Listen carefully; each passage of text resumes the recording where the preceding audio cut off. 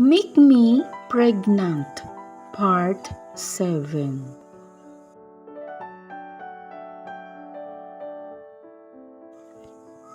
Mabilis ang araw, and ito na, back to work na ulit.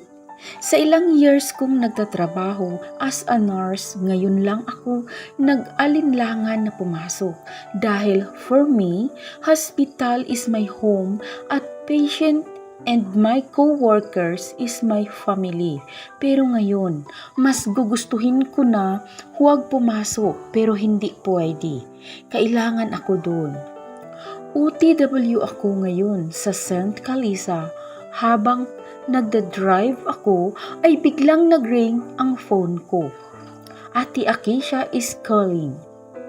Nire-reject ko ang tawag nito pero bigla ulit nag-ring ang phone ko kaya nire-reject ko ulit kaso bigla na naman nag-ring. Nadidistract ako at naiirita kaya pinili ko na lang na sagutin. Oh, mataray kong bungad.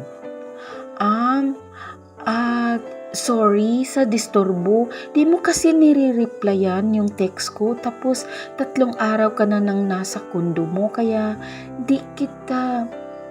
Diretsuhin mo na ako. What do you want? Magpapasukat ka na ng damit. Ikaw na lang di pa nagpasukat eh. Sa Biyernes na ang party at okay, mamaya. Agad kong binaba ang tawag at ipinaikot ang mga mata ko. Nag-focus